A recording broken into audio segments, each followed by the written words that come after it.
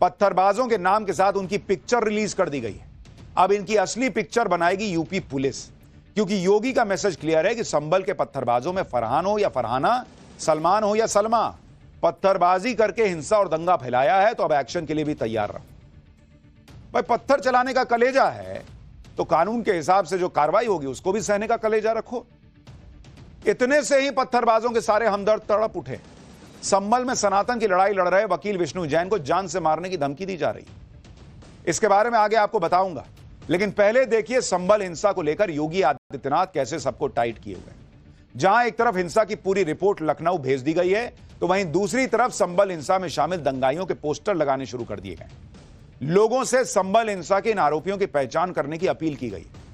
अब तक संभल हिंसा के 27 आरोपी तो गिरफ्तार हो चुके, जबकि सीसीटीवी कैमरों और दूसरी फुटेज की मदद से 100 से ज्यादा आरोपियों की पहचान की गई।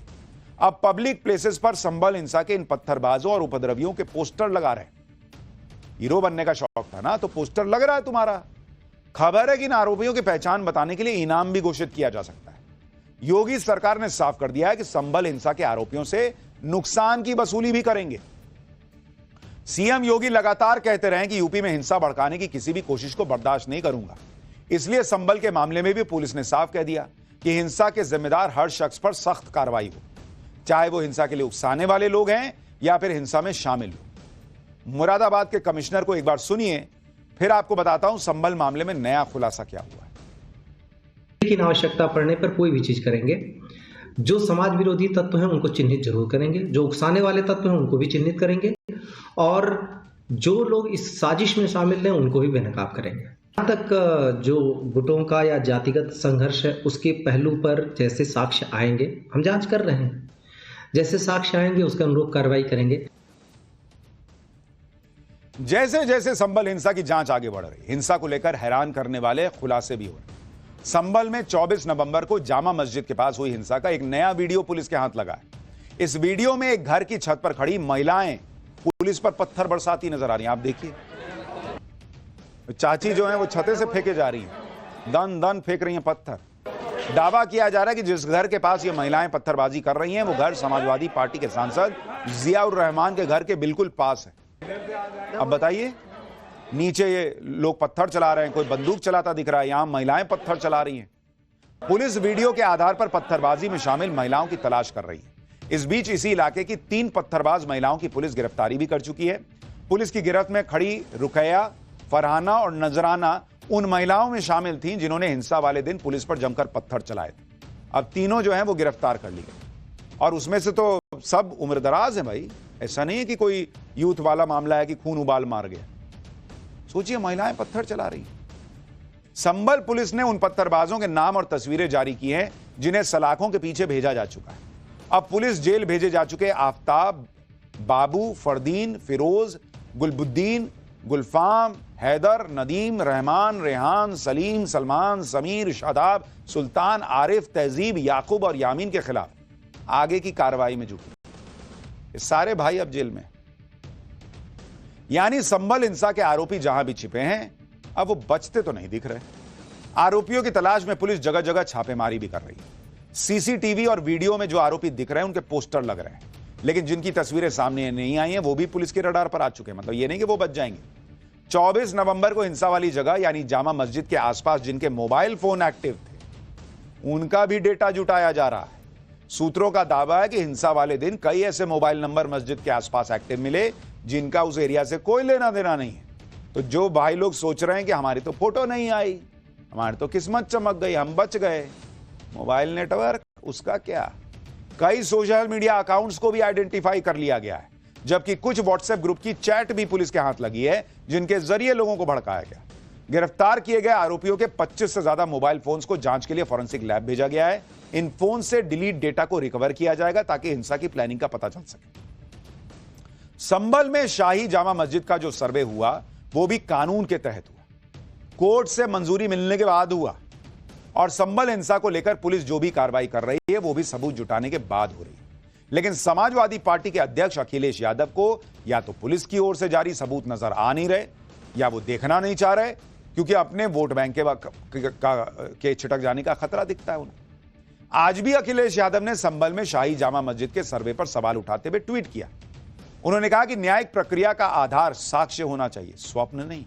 इस संबंध में सर्वोच्च न्यायालय संभल हादसे के लिए जिम्मेदार सभी लोगों और स्वप्न पर आधारित सर्वे कराने वालों और उससे जुड़े अधिवक्ताओं के खिलाफ ऐसी दंडात्मक कार्रवाई करे कि इस देश का अमन चैन छीनने वाले नकारात्मक तत्व फिर कभी सिर न उठा सके।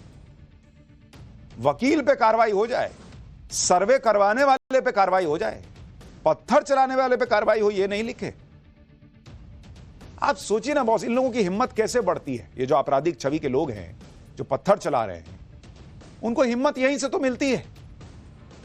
भाई उसके दिमाग में क्या है? उसको लगता है कि मैंने पत्थर चलाया तो क्या ही गलत किया। मेरा नेता तो कह रहा है कि मैंने कुछ गलत नहीं किया, उसने लिखा क्या कि मैंने गलत किया। तो वो अंदर ही अंदर अपने आप को हीरो माने बैठा है, तो फिर पत्थर चलाएगा, फिर गोली चलाएगा।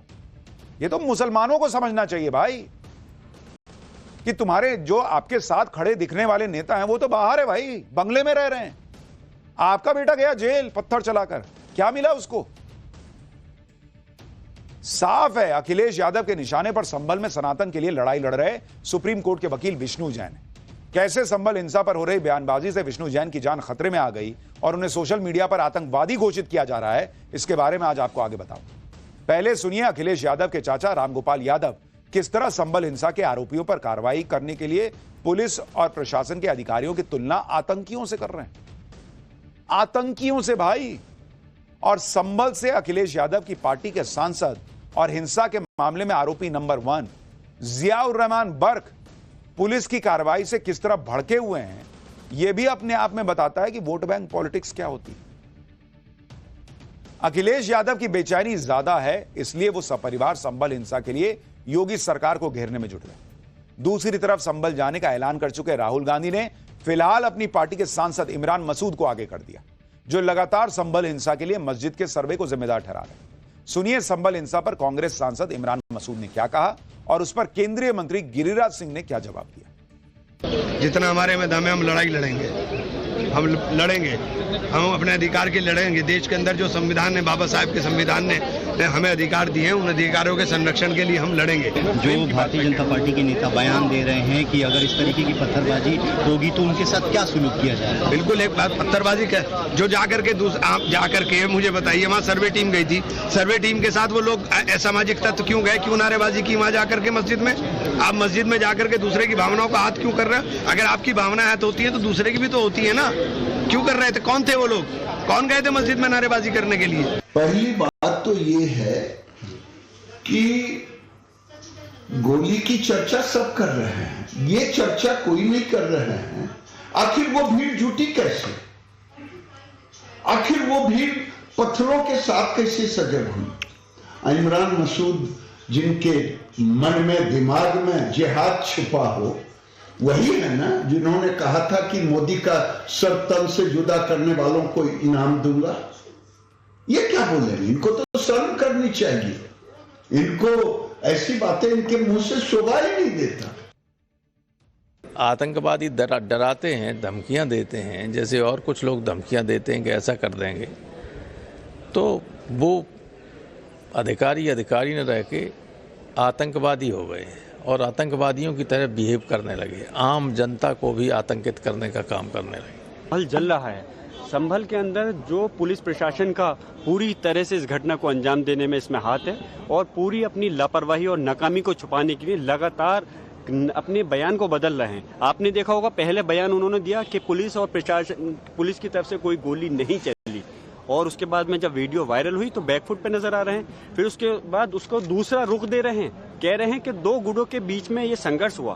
अफसोस की बात है, कहाँ चली गई इनकी बुद्धि कि किस प्रकार से कि 2 गुटों का ये कहाँ से मसला आ गया। ये पुलिस ने गोली चलाई